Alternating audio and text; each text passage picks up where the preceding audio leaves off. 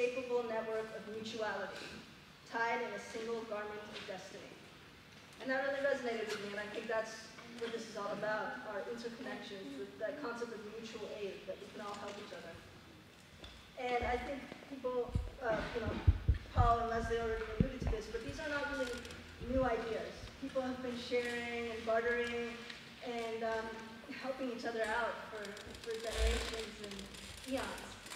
The idea of bartering and not instead of currency, there's a Native American tradition of a potlatch, which of course goes back way before Europeans came to the United States.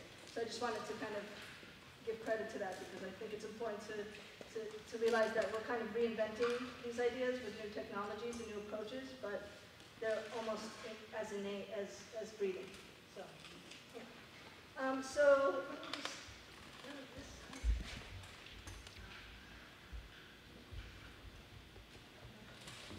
So this is my partner and my website.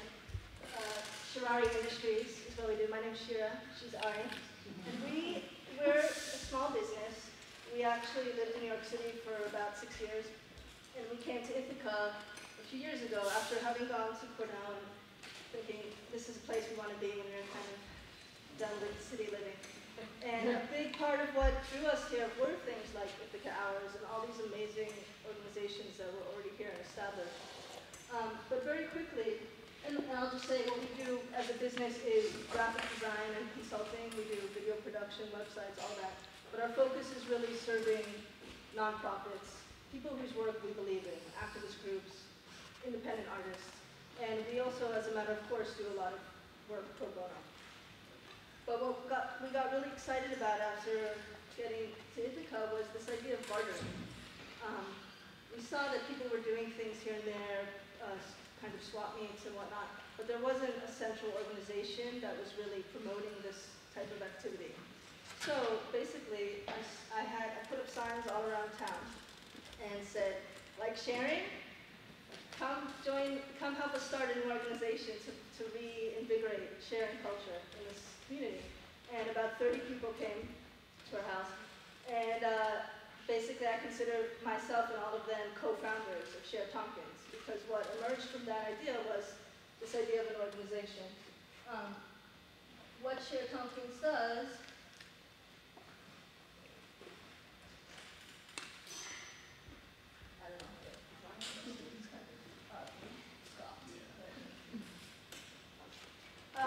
you can check out our site, sharetompkins.wordpress.com. And what we do primarily, or what we have done primarily, is organize in-person events. So whereas there's lots of online ways, and we're going to learn about Swidget, which is a very exciting new online way to barter and exchange and do all kinds of stuff. We really were excited about what happens when people get together in person and barter and share. So we started organizing first community swap meets, which were focused more on goods. So people would show up with sauerkraut that they'd made, or sweaters that they'd knitted, or all kinds of stuff.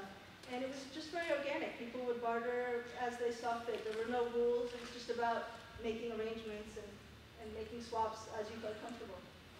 What then emerged out of that, we kind of took it another step, and this was actually inspired by other people around the country and world who had done this idea, which is a really, really free market, where, as it sounds, everything is free. So we had our first really, really free market at the Henry St. John building, and like several hundred people showed up. Danielle actually helped to organize that one.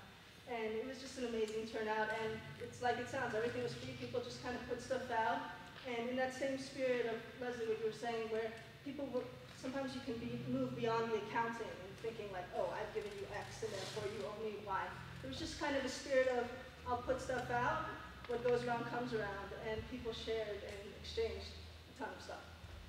So it's not like a garage sale, but people all the garage together and nobody actually paid. Exactly, yeah, and we did it in a public space. The Henry St. John. You don't hear your garage, you went up with somebody else. Yeah, and that's a choice. No, but that's a good point too. A lot of our early events, and we continue to do this sometimes, are at people's homes. And so it's a mixture of public and private. We've been kind of experimenting with all these different formats. But also from the beginning,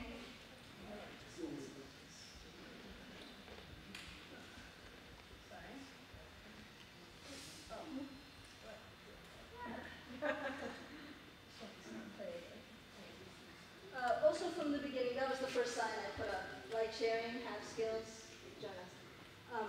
Also, from the beginning, we were using the internet to kind of get the word out, get people who might not necessarily think about these ideas engaged. So using Facebook, our own website, and email list. But then also like putting up signs around town because not everybody is online. And what's emerged, I think, is exactly what we wanted, which is just kind of making people think for a second before they just put out the dollars or put out the hours, like, oh, what if I could just barter and take money out of the equation altogether? Which is not to say that that's a better form, but it's just a nice tool to have in your tool belt of exchange, especially as a business. So some concrete examples I wanted to share with you guys. Me and Ari, like I said, we run this design and consulting business. And fairly recently, we worked with Eve's Cidery. And you guys have Eve's Cider, they're awesome. Yeah, so they needed a website. They had some cash, but they didn't have enough to cover the whole budget if we were paying them at our hourly rate. So we did a combination where they paid us some of it in cash, and then we had a barter, and basically got a lot of cider and apples, and we actually did some raspberry picking at their place. And so it's been a mixture of those two things, and that's a good example to say that it doesn't have to be all or nothing either. You know, you can do some cash and some barter even within a single transaction. Another group we worked with recently is New Earth Living. They're working on, Sue Cosentini is working on creating a downtown eco-village. And we made their website, and I also made these little videos for her site. And again, was there any cash involved in that? No. Yeah, so she's, in exchange, she's a builder. So she's gonna help actually construct a cat enclosure outside our house, which we just moved in for our cats to hang out in. So that's just another example. It can be services for goods. It's really what you make of it. And I just wanted to share from those experiences a couple best practices, because I think, you know, this stuff can be very exciting, but we can also get taken advantage of if we don't think it out a little bit. So I would just encourage people to, first of all, when you're bartering or, you know, incorporating hours or the time bank or anything, just do what feels right. Let things emerge organically. Don't feel like, oh, if somebody approaches you and says, okay, I want to swap, I want you to design my website, and I'll give you, you know, 5 buckets of homemade beer. If you don't want that, that's okay. Like, you don't have to feel like an obligation, even though these are great ideas. And that is actually something really cool with the hours, not the ethic hours, but the time banking, which is that it doesn't have to be a one-to-one. And so I'm really excited about that opportunity.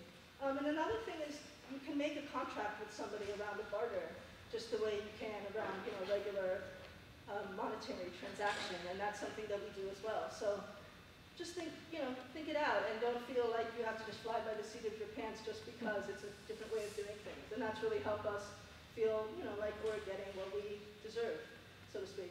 But at the same time, the same way Leslie was saying, you know, where was it in Portland, in Brooklyn, that people are kind of giving and sharing and not tracking things as much. That's happened to us a lot too. Like, it's not unusual for us to just come home and find a basket of vegetables that somebody's left us, because they just know that we're giving and we're doing stuff in the community, and what goes around comes around. And that's what we're most excited about. I'd love to see a community, you know, 2 decades down the road where we don't need to track any of this, but people's needs are just being met because that's what we do as a culture. And that's actually the biggest challenge, because there are still some things which we have to pay for. We have to pay our mortgage. We have to pay for a dentist. I'd like to hear about this dentist that go nowhere. Healthcare, obviously we have the Health Alliance, the free clinics, which is great, but that, you know, it's limited. So if we could get more people who are meeting really basic needs to embrace these ideas, that would be fantastic. Accountants, you know, all these different groups. So that's what I'm most excited about. Yeah, and then just to give you an update on Share Tompkins, we started in May 2009, and we've done over 20 events, pretty much every month for a couple of years. But the initial organizers, or the key group of organizers that emerged from the beginning, have gotten a little burned out on actually just doing events. So now we're shifting more about kind of thinking of ourselves more as like a sharing think tank.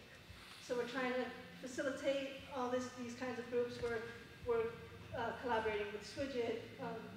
We're hopefully going to be collaborating with ours and the tapping system.